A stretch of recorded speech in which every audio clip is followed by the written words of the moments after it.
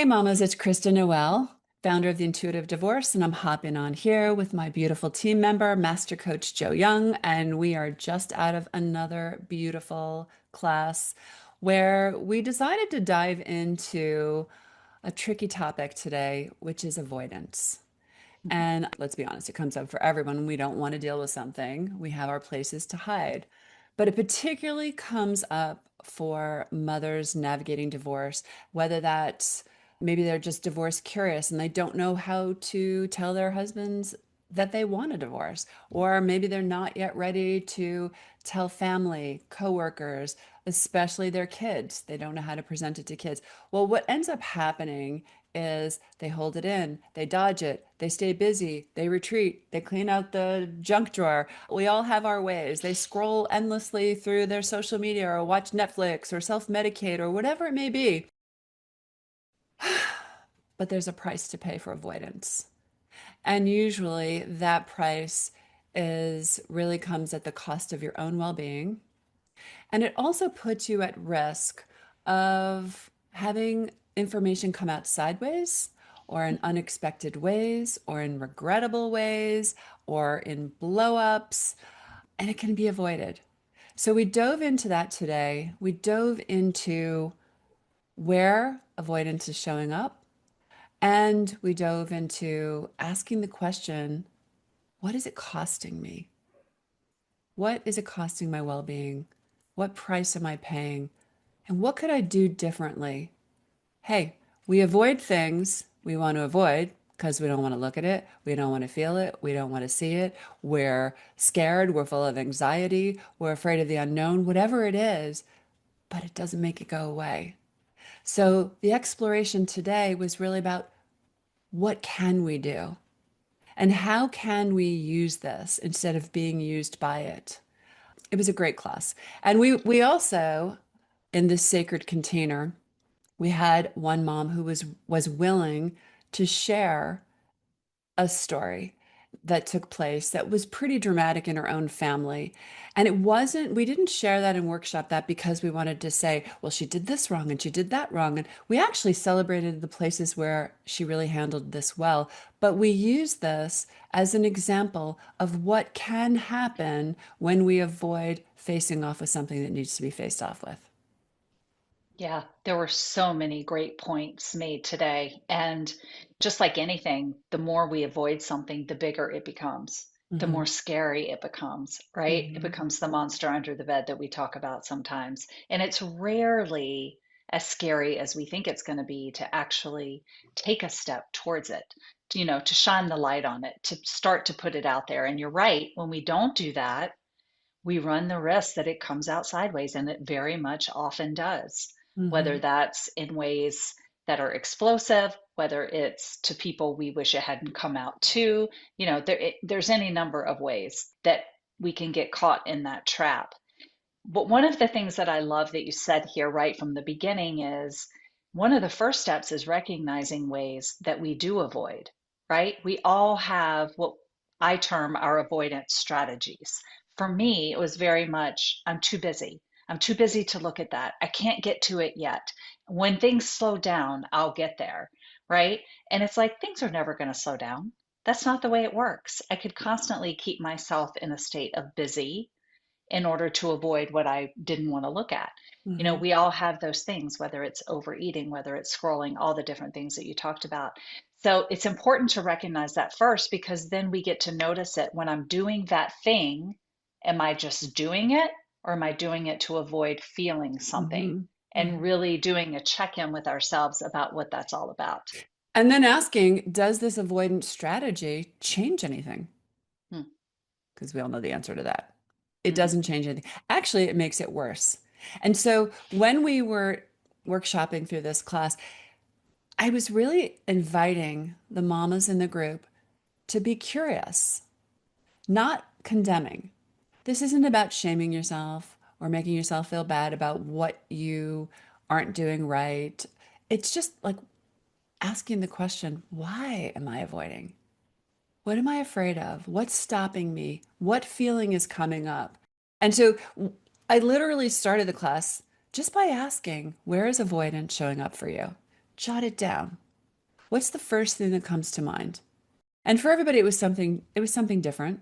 Sometimes it's just a small little thing like this paperwork. I don't want to look at this paperwork. Okay, you don't want to look at that paperwork.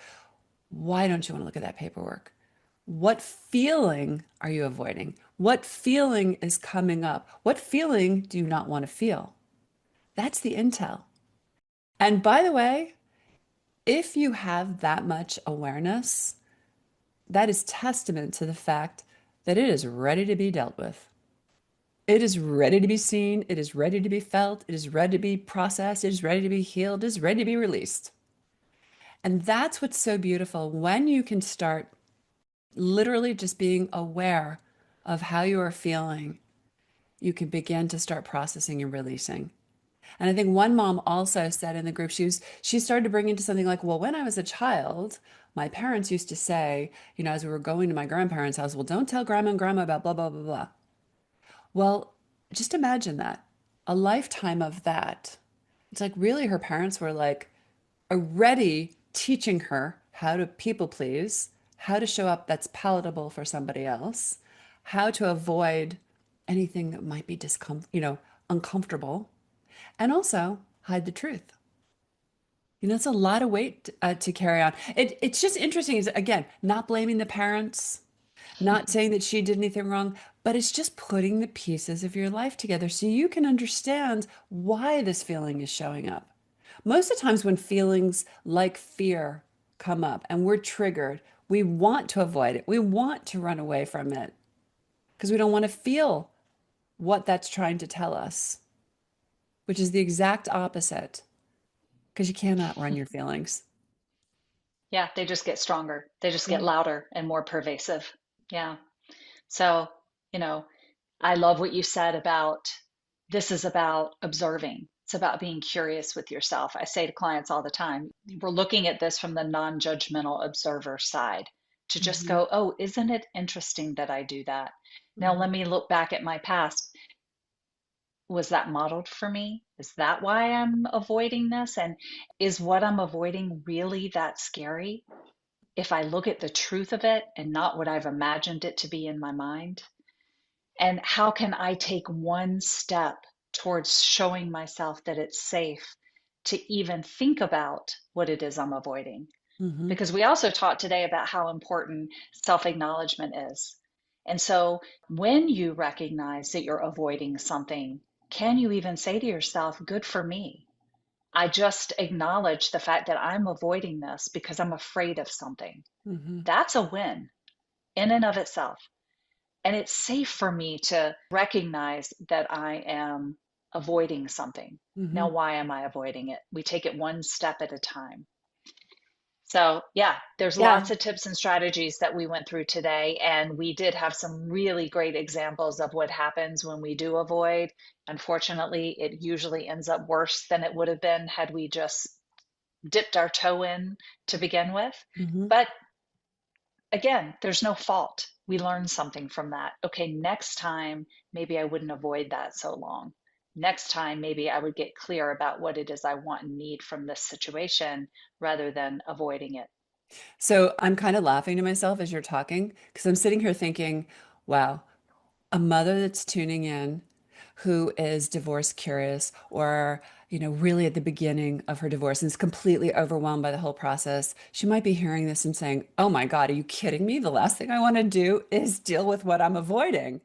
And I don't have time for that.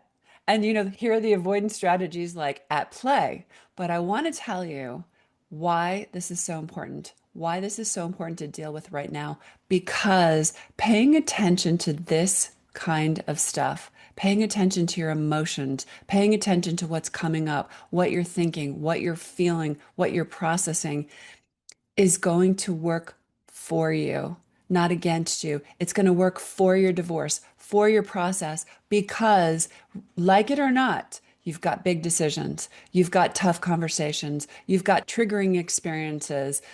So the more you can lean into having the grace with yourself to get the support, to nurture yourself, to have some place to process, to look at things like avoidance, mark my words, it's going to make everything easier.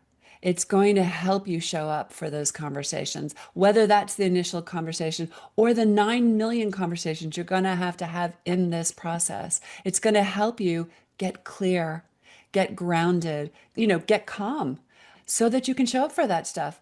This is why we place so much emphasis on these types of conversations, because the more you become aware of this, the easier the experience of divorce becomes.